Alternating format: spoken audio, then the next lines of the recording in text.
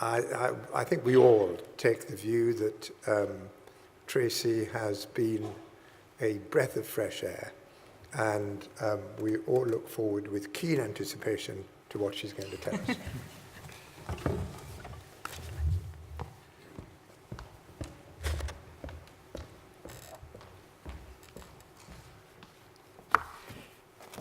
Hello, my name is Tracey. Well, it's been quite a year, hasn't it? I stood up here a year ago and I asked you all to invite me to your hospices, and my goodness, you did. I've done 70 hospice visits so far, 13 road shows and a number of regional meetings, and you've all been fantastic in terms of sharing with me what you do. Every single visit I've learned something new. And you've all shared with me such a huge amount of best practice. It's phenomenal. But one of the things that I notice is that more often than not, when I ask about something and ask how you've managed to do something or why you got a certain idea or how you put a project together, people look at me and say, well, it's just normal, it's just what we do. And that's half of the problem, because we're not sharing our best practice because we don't realise it is. And we don't realise that other people would find it useful. So I've tried to go around and point out where I've seen something fabulous, and hopefully we'll start talking about that a little bit more. But please, if you're doing something a bit out of the ordinary, please come and tell us, share it in your regional meetings, we'll share it in the advisory council, and we'll get the information going around the system. Because actually what you're all doing is phenomenal. Now, over the past year, you'll have had our impact reports, you'll have seen a lot of the things that we've been doing. I want to really highlight to you that we've really looked back and rebooted the work that we did in the Commission into the Future of Hospice Care.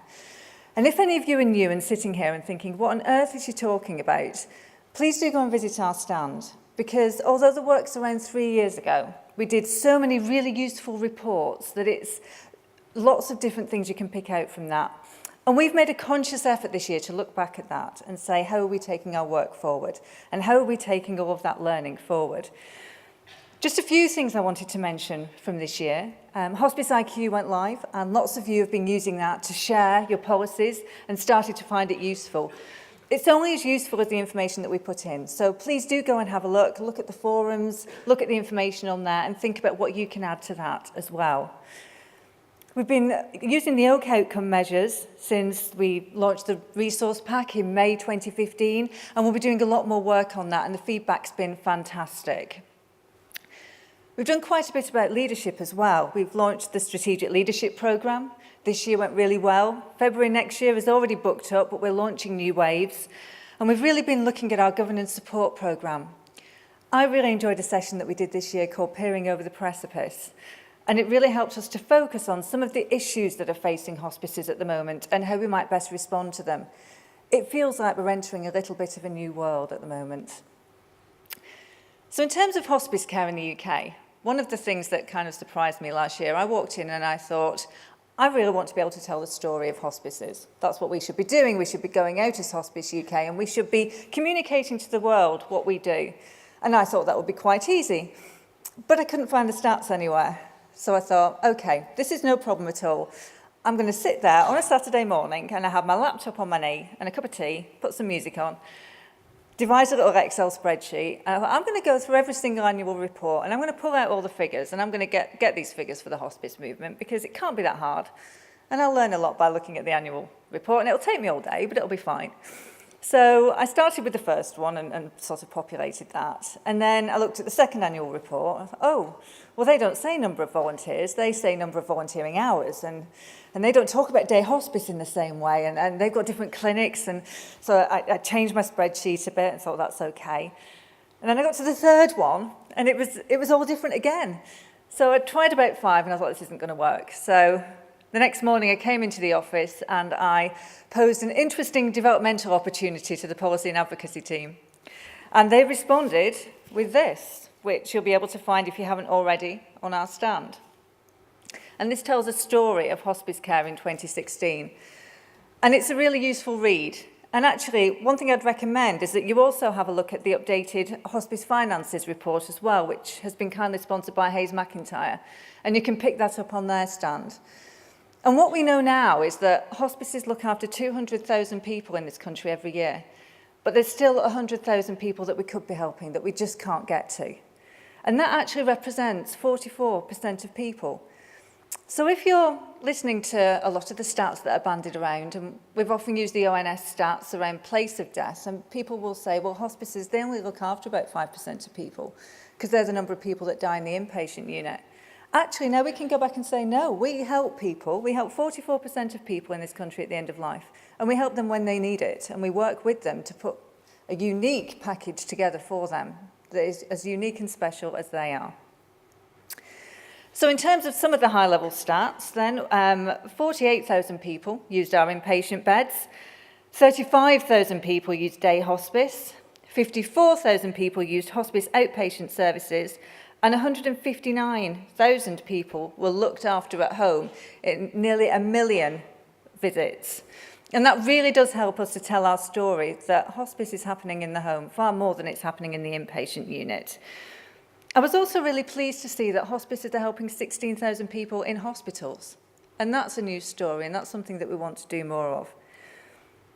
We also saw something that surprised us slightly, that 32% of people who go into a hospice inpatient unit go home again.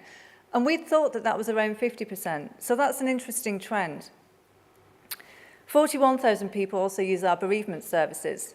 And we heard yesterday in the plenary that actually we could do so much more with bereavement. There's a lot to do around data. There's a whole load more data I want to collect, and I want to be able to tell our story. And we'll be talking to you about our plans to do that over the next year. But I'm really pleased with where we've got to at the moment, and we really need to be shouting about this, and we will be. Just a very quick note on hospice finances.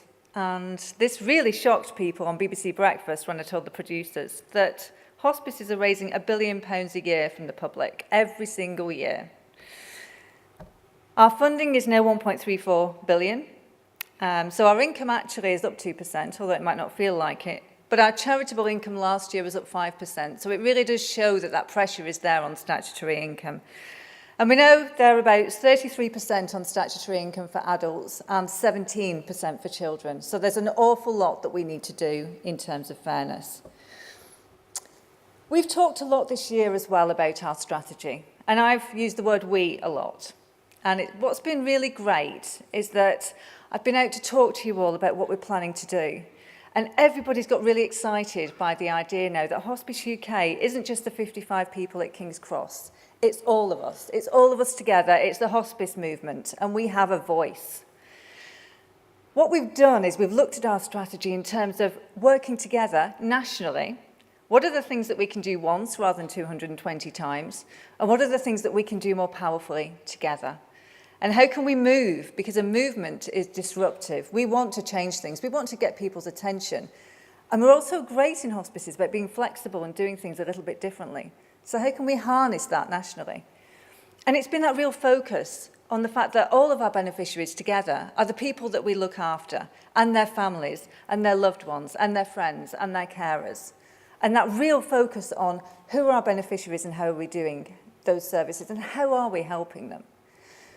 So in terms of our strategy, for those of you who haven't heard, and we've been around the country talking about this, we've really got 4 separate strands that we're starting to focus on now for the next 5 years. And I think that's quite important as well, because in the past, we've done some great work at Hospice UK, and we've put together learning materials and we've put them out to great fanfare. And it's almost as though then in a couple of years we forget about them. And we've come across some great things in the office that we've thought, well, they're still relevant. Why are we not talking about them more? But it's not about putting out a pamphlet or putting out a piece of material for you all to look at. It's about having that programme. So how can we follow that up? So how can we do some pilots? How can we get some grants out there? How can we pull together that best practice? How can we disseminate that? How many hospices are using that? What's their feedback? What's the next level? How do we get this out to all hospices? How do we help more people? So our projects and our strands are really going to start flowing now over the next 5 years, which I think is really exciting. And it's going to be us all working together so much more. So in terms of what we're looking at doing, the first thing is the hospice movement helping other people to deliver hospice care. We are never going to get to those 100,000 people, those extra 100,000 people between ourselves. We're just not going to be able to pull in the money, or we're certainly not going to be able to pull it in overnight. So we need to help more people deliver. We need to build on that 16,000 people that we're helping to look after in hospitals. We need to do more work with care homes. We need to do more work with sheltered accommodation and looking at carers as co-deliverers of hospice care, teaching people how to lift properly, how to get somebody to the toilet with dignity, how to make a bed with somebody in it. Because if we can all deliver hospice care together, then we can help so many more people. This again was building on the work in the Commission into the future of hospice care. It's looking at some of the great practice that hospices have been doing and then looking at how we can do more of this. We're also looking at equity and access, and that's about conditions, and it's also about different groups as well that we're serving. And we know around 75 to 80% of hospice patients are still cancer patients, and we want to do so much more for all the different groups. I was really pleased yesterday that one of our award winners had been looking at advanced organ failure, and we need to be doing so much more of that. One of my roles at Hospice UK has been to reach out to some of the other national partners, so working with the British Heart Foundation and the Alzheimer's Society and the Stroke Association and the MND Association, and we had Parkinson's Society in the office the other day, working with all these organisations to look at the information that we already have. What can we already use and pull together and make a big difference straight away? How can we get our volunteers working together more locally? And then how can we put together grant programmes and help hospices do more for these people? And it's going to be a huge strand of work, but we know that there's so much more that we can do to help. We're also looking at some of the different groups as well that we serve. And there are some more sessions on this later on in the conference today.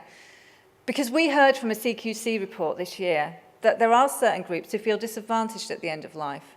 And whether that's the LGBT community, some of our faith groups, the homeless, people living in prisons, travelling community, lots of different communities said that they feel disadvantaged and they're not getting the treatment that they need at the end of life, and they're not getting the help and support that they need. So we'll be looking to do some research on how we can best help those communities. And I know locally a lot of hospices have been putting together specific programmes and solutions and doing evaluations, and we'll be sharing that knowledge so that we don't have these unconscious barriers. We're also taking a long, hard look at ourselves as well to say, are we representing the communities that we seek to look after? What do our trustee boards look like? What do our pictures look like that we put out there? How do we speak in our shops? How do our volunteers talk? Are we all saying the same message? And we'll be doing a lot of work on that over the next 5 years. And then we'll be looking at resilient carers and resilient communities. And one of the things that we've started to look at are what are the policies that we need to shape and what are the programmes that we need to look at? Because if we don't have carers and communities working with us to co-deliver hospice care, then we're not going to have hospice care going forward because we're not going to be able to deliver it. And we're certainly not going to be able to deliver it in the setting that people want to see. Part of that has been looking at carers in the workplace. And we're starting to lobby the government and work together with large and small employers and government departments and civil servants and various different groups and trade unions to say, what can we do to follow the lead in other countries like Germany and Canada to help people retain their jobs if they need to look after somebody or want to look after somebody at the end of their life? So can we think about it more as the new maternity? Why can't people take off 6 months to look after somebody at the end of life and return to their job? Why can't they take 12 months off and return to a similar job? Why can't they retain their confidence by having keeping in touch days? Do people really understand about flexible working? Is it societally acceptable for a man to take flexible time off as well as a woman? And these are some of the questions that we've been asking. And it might seem like a leap of faith for Hospice UK, and we're certainly not doing this alone. Again, we're working in partnership with the Carers Trust, Carers UK, Age UK, and a whole host of other partners. But I think it's going to be so important to tackle these issues now, because as I say, if we don't, and we know that people at the end of life, that number is only increasing and becoming more complex, we will never be able to deal with it on our own. Finally, I talked a year ago about Hospice UK helping a sustainable hospice sector. And hospices turned around to me and said, no, we don't want to be sustainable. We want to be dynamic. We want to be innovative. We want to learn. We want to enable hospice care. So we've changed it. So we are now enabling a dynamic and responsive hospice sector. And that is our fourth strand. And that's everything to do with looking at where hospices now are as organisations and how can they be resilient and how can they look to new opportunities and new challenges, whether that's business models or ways of delivering care or services that we're putting together. How can we learn from each other and how can we share that best practice? It's all of that. So it's all of the workshops that we put on, the conferences that we put on, the information that we put out there, the grants programs that we give to you, the support that we give to trustees and boards and staff all the way through hospices. And again, that's a true partnership. So all the ideas that you might have on that or the things that you think that we're not doing, please do come and let us know and we can build that into the next 5 years. Our chair recently wrote a piece in the Telegraph that I know many of you have read. And he said that we need a new quiet revolution in the care of older people and the dying. And he's absolutely right. We know in our report that there's 100,000 people that we're not helping. And we also know that that's only going to grow. But I've been so excited by what I've seen over the past year and what we've managed to do together and what we're looking to do over the next 5 years. And I am convinced that together and with our partners, we'll get there and we will be able to deliver hospice care to all that need it. Thank you.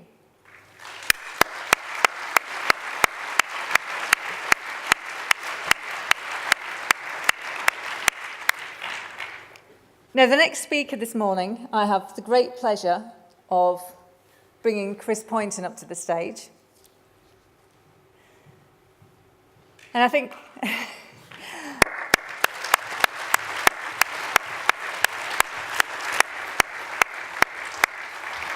Chris needs little introduction. I think we've all heard of Chris's wife, Kate Granger, and the amazing work that she did, the 2 books that she published, and the Hello, My Name Is campaign, which really made us all take a long, hard look at how we engage with people and how that comes across, and how we can do more to make people feel safe and secure when we're looking after them.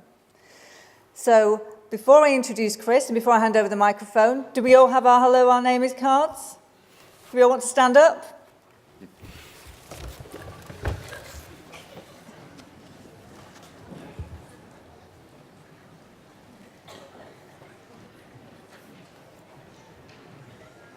So in honour of Kate Granger, the hospice movement supports Hello, My Name Is. Thank you very much. Over to Chris.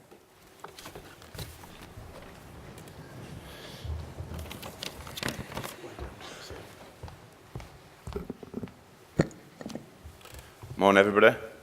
Hello, my name is Chris.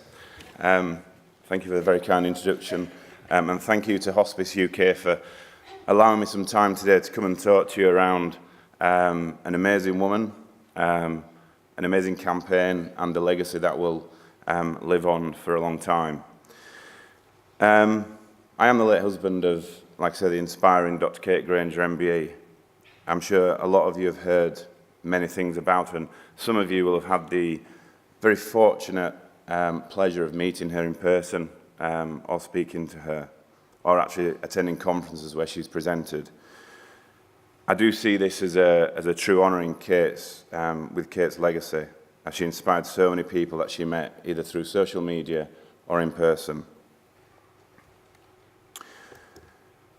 So I want to tell you the background to our journey, our life with cancer, the birth of Hello, My Name Is, and the amazing care that Kate received at the end of her life. Some of you, I know, have heard parts of this before, like I say, given Kate's talks and conferences. But this is one of the first occasions for me actually doing this solo without Kate here. So hopefully it will go fairly smoothly. And I'm sure Kate will be looking down on us, smiling. So, on the picture there, you know, it looks tranquil, it looks peaceful. That picture was taken the day before Kate was taken into a hospital in California with acute renal failure.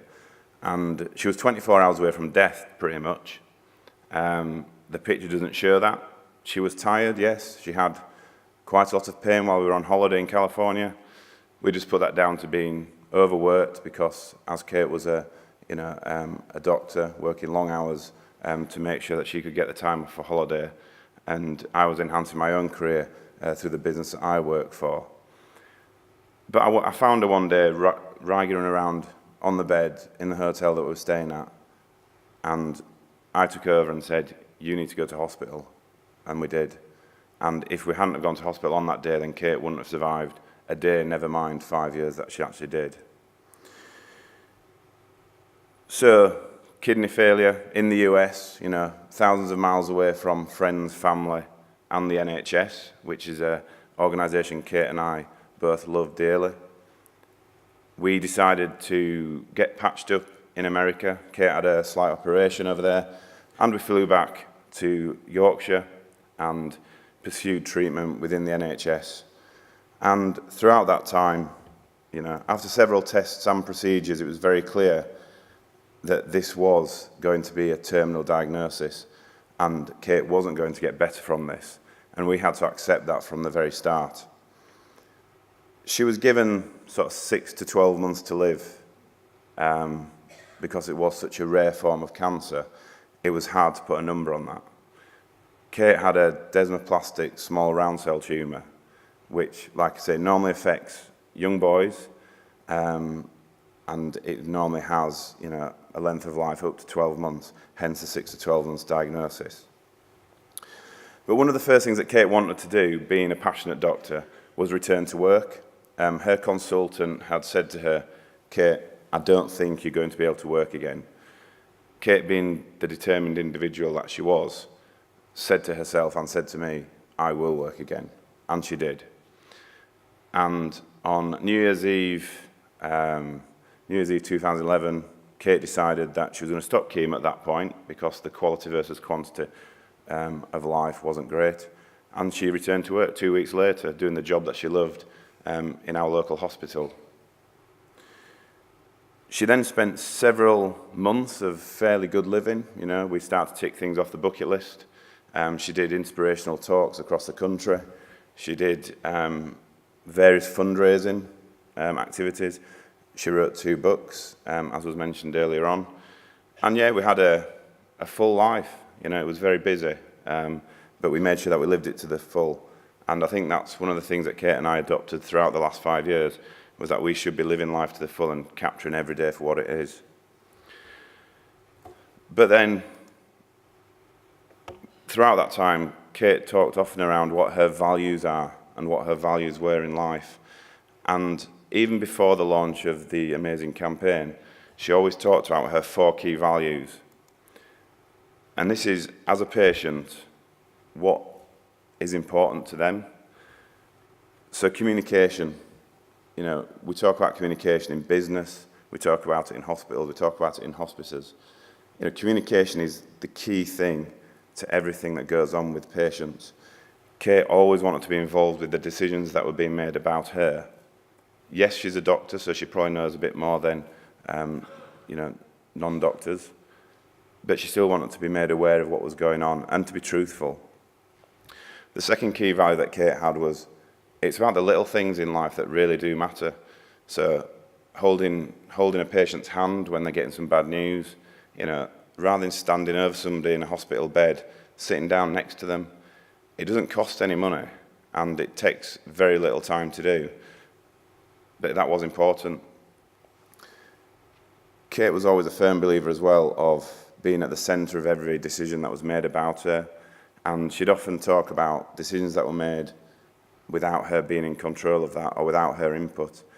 So she wanted to be at the centre of everything that is discussed and be involved with that through good communication. Not just as a patient, but also in married life, I assure you. And then, see me. So Kate was Kate. She was also a doctor. She was a keen baker. She was a fundraiser. She played the flute in an orchestra. She was an auntie, she was a sister, she was a wife. So there's more to Kate than just being that girl with a rare form of cancer. See individuals as they are and take time to actually get to know them, which I know in a hospice situation happens probably more regularly than in the hospital situation. But Kate was a firm believer in, when she went back to work, making sure that she knew her patients and not just their conditions. So like I say, we had several months of very good living, and Kate was enjoying life, but then, you know, cancer started to come back into our lives, and we had to take notice of it, because if not, then Kate would have demised quite quickly. So she was in and out of hospital several occasions, having chemotherapy, recovering from it, going back to work. Then we would do trips, or we would do fundraising. But there was one occasion where, in 2013, when Kate had gone into hospital and she wasn't in the best of spirits. She was in a side room in our local hospital. She was having things done to her by healthcare assistants, nurses, doctors, and she was getting really, really frustrated about the lack of introductions from people. A nurse came to take blood from her, didn't ask her name. All the time she was talking to one of her colleagues in a different bed. So Kate just thought she might as well have been one of those mannequin arms that you get in training. And she was discussing this at length with me for some time. She then had to go down for a procedure, and the porter came to see us. And the porter's name was Brian. And Brian is, I would probably say, one of the other founding members of the campaign, because he was the one that made it click for Kate around introductions. And he was the guy that really put compassionate care first. So on return to the side room, Kate and I were discussing this again, and Kate was doing a little bit of whinging on the topic. So me being me, in business life, it's rather than whinging about something, then do something. Don't expect other people to do that. And so we discussed this, and I said, you've already got quite a big following on Twitter. She had 20,000 followers at that time. Let's start a campaign. Maybe call it Hello, My Name Is. And it stuck. And Kate ran with this. And this is the first tweet that Kate sent out on 31st of August 2013. And we thought it would fizzle out after a few weeks. We thought it'd just be a rant that Kate had and then moved on from. But within the next sort of few days, few weeks, the amount of support that it was getting through social media, with people having very similar experiences across both the NHS and across global healthcare, was untrue. And sometimes the simplest things do make the biggest difference. So one of our friends designed a logo for us with a smiley face, because, as Kate always said in her talks, it's very hard to say hello, my name is, without actually smiling. And there is something about facial expressions to patients that really does matter. And like I mentioned before, Kate and I are firm believers in making a difference to other people and making sure that we're not just sitting back and letting other people do it. So Kate's brother, he's into IT, so he designed us a website which is still obviously in operation today, and it builds every single week with loads of information, photographs, where you can buy name badges from, what different hospitals are doing across the country and across the world. Kate was being asked to speak at various conferences and being asked to write for various publications. So here you can see there's a sort of a cartoon of a doctor saying, hello, my name is, to a patient in a medical publication. And it really started to gather some momentum over time. And Kate and I were sat there thinking, what is going on? This is something that shouldn't have been needed, but was. And then various organisations got behind it. We had selfie campaigns from medical students. We had different NHS trusts across the UK sending photographs, getting name badges done, really getting involved and really driving the campaign within their own organisations. And Kate kept on getting the photographs sent through to her. There was lanyards, there was, like I said, name badges, etc. And also extended out to other firms. So the police force got in touch and they wanted to start using it in certain parts of the police. Global healthcare organisations got in touch. Obviously, hospices got in touch. And before we knew it, Kate was still working 3 days a week at this point. Kate still had a terminal cancer diagnosis, yet she still drove the Hello, My Name Is campaign in a huge way, travelling across the country, more often than not by herself, because I obviously work full-time as well, promoting the campaign and making sure that people are being listened to and that it's being used. And I think the moment when Kate really thought, this is making a difference is back in April 2014, Kate was invited to go and speak on the main stage at the International Forum for Quality and Safety. There was that many people walking around that particular conference using the Hello, my name is logo, introducing themselves. And Kate, at that point, met one of her heroes in healthcare, Don Berwick. So she was made up by this. And I think at that point is when Kate realised she was onto something. So Kate was working as part of the Leeds Teaching Hospitals. And we still have a really, really good relationship with those guys now, and that will continue. And the chief exec and chief nurse there really do promote Hello, my name is within that organisation. And the big thing about Hello, my name is Kate doesn't want it to become a corporate tick box exercise. It's something that individuals want to do. And Kate and I firmly believe that if you work in a healthcare situation, you are there to look after people, and that should be part of your genes. So within Leeds, people had to pledge their support to the campaign and commit to doing that. And in return, they got a name badge. So if you pledged your support through this hospital, they would then send you a name badge. And I think across the actual hospital, over half of all staff have now got name badges because they've all pledged their support to the campaign, which makes me feel really proud. And I know it made Kate feel really proud when she was walking around the Leeds Teaching Hospitals. Obviously, on the flip side to that, Kate had a lot of her treatment, or she had all of her treatment, at the same hospital. So one day she might be walking into the hospital and having treatment for her cancer, and the next day she'll be going in there to work. So it was quite a balance, but Kate being Kate just rallied on through. We've also been asked to speak at various other conferences, so NHS Expo that happens each year. We've now got Kate Granger Compassionate Care Awards named after Kate in recognition for the work that she's done. That's been going on now for 3 years, and for the past 3 years, Kate had recorded videos in advance of the awards, just in case she didn't make it to the awards, but for the first 2 of those, she actually made it and presented the awards herself. This year, sadly, she wasn't there, but obviously, we showed the video as well. So if you've got something that costs very little money, takes very little time, and improves patient satisfaction, then the politicians want to get involved with this. And, Kate and I always laugh at this one. They want to get involved with it, and it's a great endorsement for the campaign to have the then Prime Minister, David Cameron, invite us to Downing Street to have a meeting about the campaign and to talk about Kate and her legacy.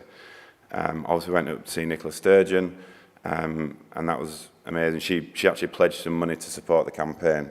And then Jeremy Hunt pictured there outside a suite that was named after Kate down in Watford Hospital in 2014.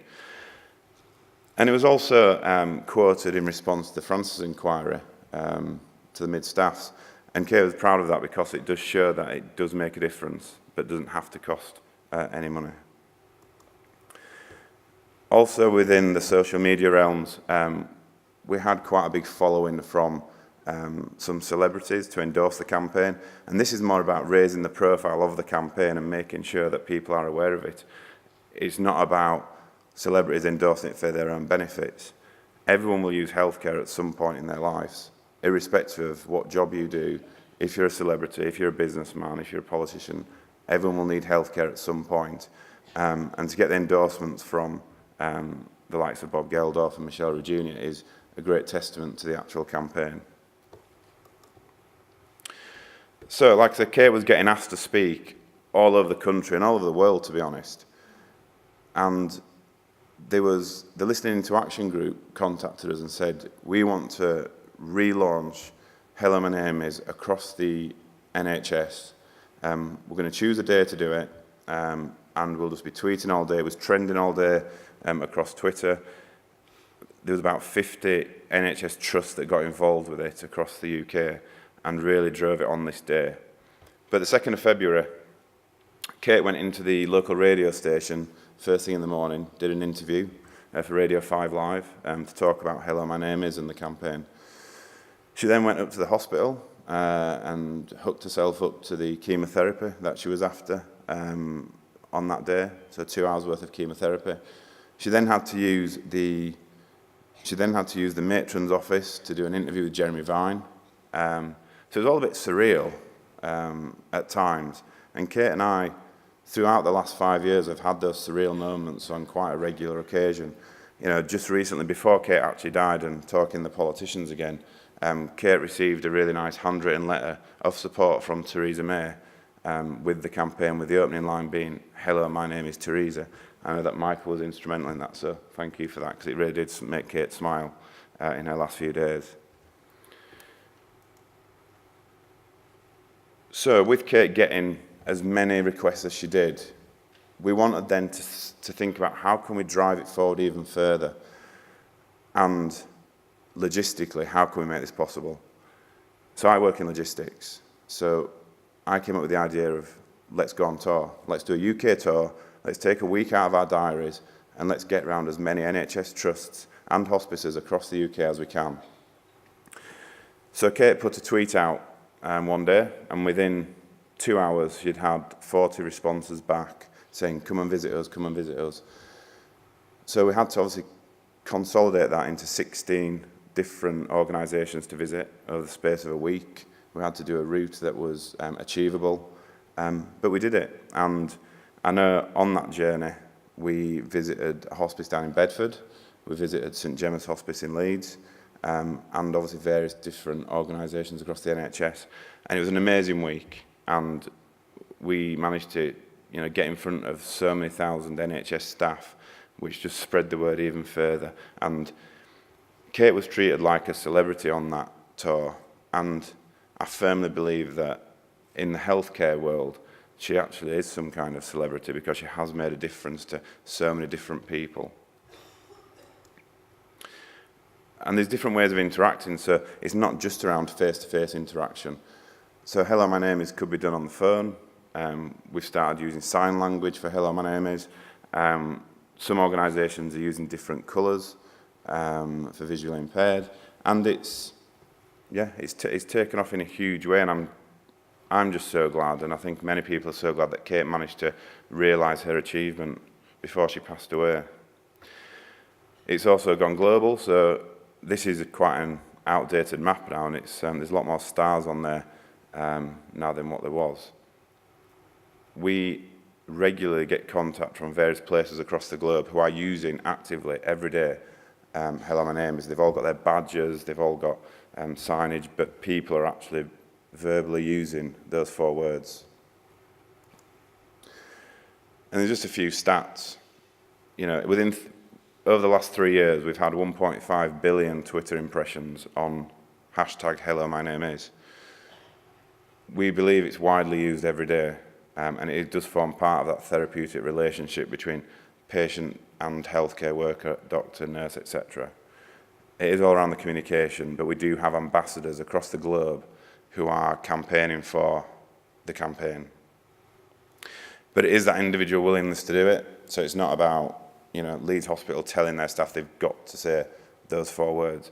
It is around people actually willing, wanting to make a difference, and I firmly believe that people do. So before I move on, just to talk about, you know, Kate again and go a bit more away from the campaign, what's next for the campaign? You know, Kate's legacy will continue for a very, very long time. The change is now embedded firmly in many organisations, and as we all know, change does take time, but we know that that has happened and it will continue to because of the ambassadors we've got. Kate and I were fortunate that we had 5 years together with Kate having a terminal illness. You know, we were together for sort of 15 years in total, but the last 5 years we could make plans for myself for the future. We openly talked at length about what I was going to do with my life once Kate had passed away, and also for the campaign. And we came up with a suggestion of a global tour for "Hello, my name is," which commences next year. So there's a few countries in the world that I'll be visiting next year to further promote "Hello, my name is," and to make sure that Kate's legacy lives on, not just in the NHS and not just in hospices. So, and I just want to sort of move away a bit from "Hello, my name is" and talk around the amazing care that Kate got towards the end of her life,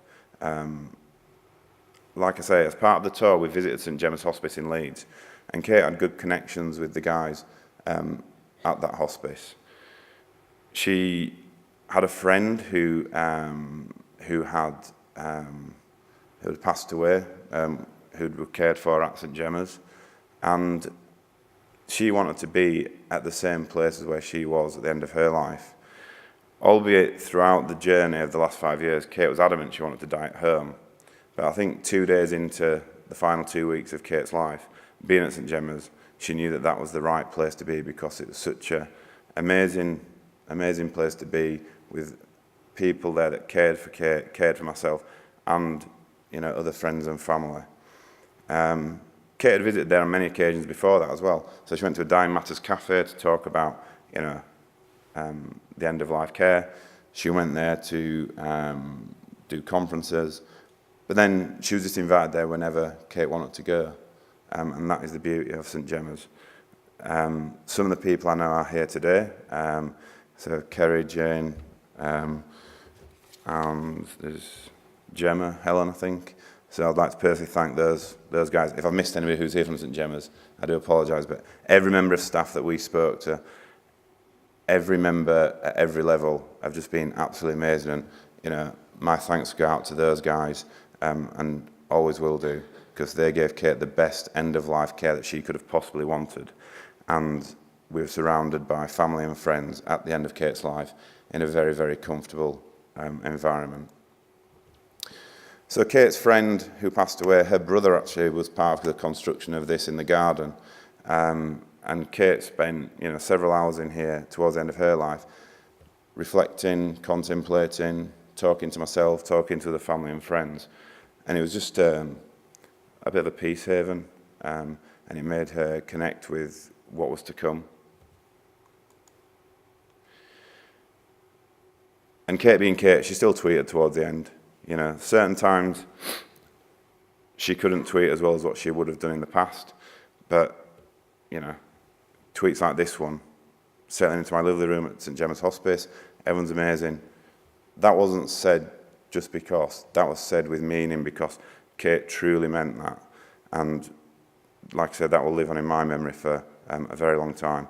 Little examples like there, Kate was watching the tennis, and she tweeted something about, it'd be good to have a glass of Prosecco with this now. And 10 minutes later, a small bottle of Prosecco turned up, so, always good. And then here's just a couple of examples of other tweets that Kate had sent sort of 2 weeks before she died, because these are sent on July 11th. Kate actually died on July 23rd this year, which is quite a poignant day, and it does show that Kate was always in control, even towards the end. Kate and I got married on July 23rd, 2005. Kate died on July 23rd, 2016. And she knew that she's in control. She almost planned for that day to happen as she knew she was coming towards the end of her life. And she died with the music on in the background that she wanted to die to, that we'd talked about in the last 5 years. And I think there is something about being open and honest with each other and talking about death. And then the other thing that we talked about was Kate wanted everyone to have an amazing party to celebrate her life, which happened a couple of weeks ago, and we did that and raised money for St Gemma's Hospice at the same time. So we had the catchy hashtag Celebrate Kate with the smile on it, and everyone had a really good time. We had the NHS choir there, who some of you may have heard, some of you may not, but an amazing choir. We had a live band, and we had various people come up on stage and reflect on Kate, what Kate meant to them, tell us some funny stories, and also just, like I said, was willing to share their memories of Kate, because she was, and she'll continue to be, an amazing individual.